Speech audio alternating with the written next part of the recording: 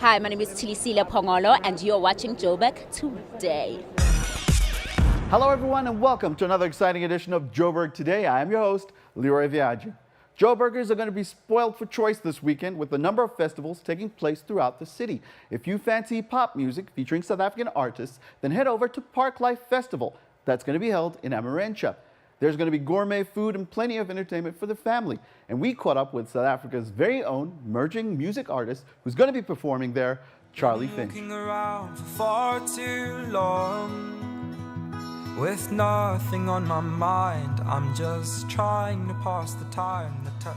Charlie Finch, what a pleasure to have you on Joburg Today. It is so nice to be here. Thank you so much for being here. We're very interested in learning more about you. You have a growing fan base in South Africa. Yeah. There's so much of interest for your music. They've done pretty well. Stay the Winter stayed at #1 on 5FM for 4 weeks and did well on other radio stations as well. That was mind-blowing. How do you feel about all of this attention? It's just been incredible. It's been really hectic. I didn't really expect it when I started, but it's been very nice.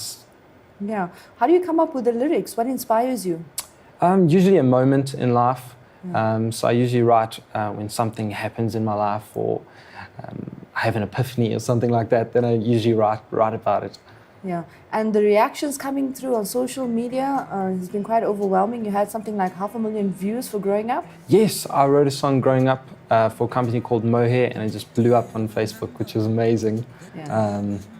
I don't know, it just keeps growing, everything keeps going in the right direction, which is awesome. So I'm sure there's a lot of people who will be watching this interview. They probably have questions. How did you get into music? Give us a sense of your story. Okay, I come from a very, very musical family, so I don't really know when I started getting into music, but I know I started getting serious about it when I was probably about 15, 16. I started writing songs and really getting into that. Yeah.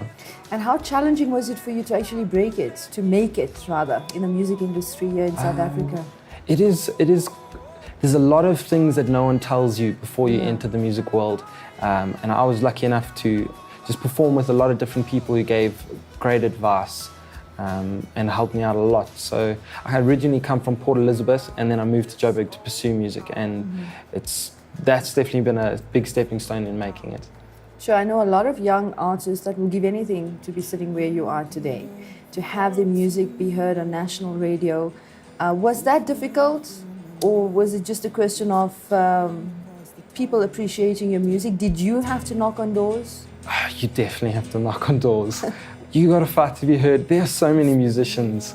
There's just a lot of musicians out there. So I just really focused on what I wanted to do, and then I went and recorded, and then I just kept pushing. Okay, so you're performing at the Parklife Festival this weekend. You're excited about it. This is going to be your first performance at this festival. Yes, I've never played Parklife, but I'm very excited. Angus and Julia Stone are headlining, which is just going to be amazing. So to be a part of that is just very cool. And is it good for local artists to get involved in festivals of this nature? I think it's very important. What, for the exposure? Or exposure, definitely. Are they picky with the artists they select? Yes, they definitely are. But like I said, there's so many artists to pick from.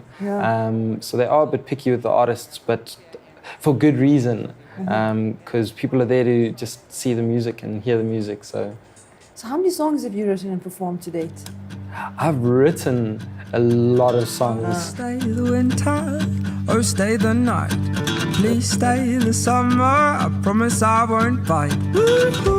I've recorded 10 of them, and I'm busy working on the second album. So, yeah. Will you be performing any of the songs from the second album at the festival, or is it just what's been recorded? I will. I think I'm gonna. You have to launch it properly. I'm gonna I'll play mostly the album. Yeah. And I'm sure people will appreciate that. When's your time slot?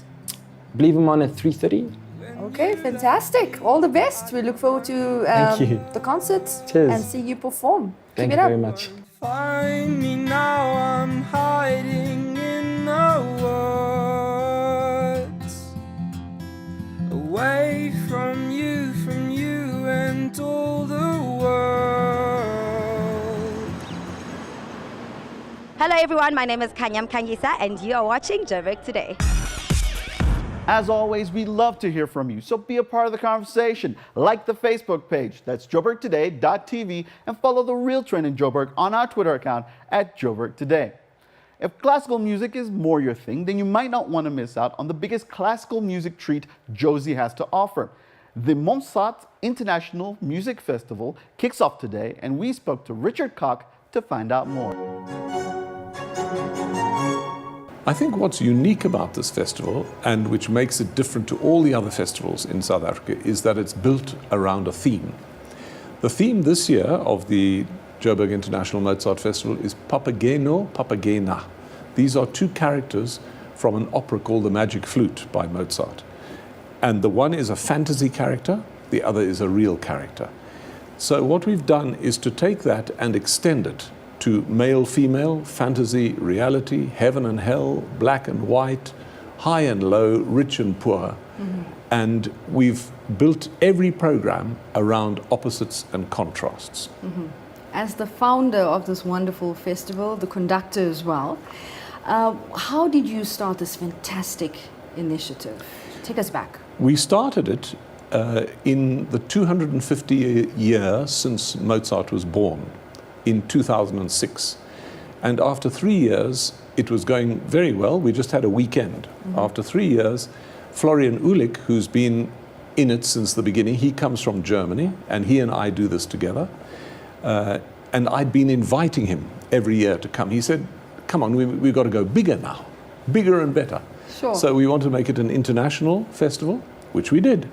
And he now, because he lives in Europe, in Dresden, he invites people from Europe to come and join us for the festival. And this year, for example, we've got Muza Rubatskita from Lithuania, we've got Florian from Germany, we've got Olga Sheps from Russia, we've got Michel Letiec from France, we've got a piano and violin duo from Belgium, so we've got and another group from Italy. So there are a lot of international people, but a lot of local people also. So it's got an international and a local flavor to it.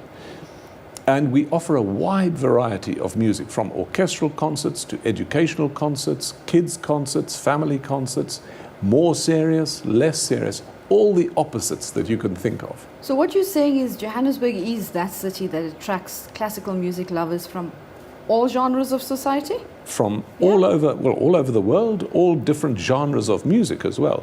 Although the Mozart Festival, because of its nature, is basically a classical music festival. Yeah. And in fact, we've got a very special project this year, which is run by the Goethe Institute in association with us, where we bring young composers and they write new pieces, especially for the festival. And they have built on this theme of opposites, and we're going to perform some of those pieces on this coming Saturday. Hello, my name is Michaela Russell, and you're watching Joburg Today.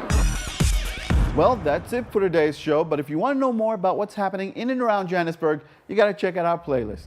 From me, Leroy, and the guys behind the scenes, until next time.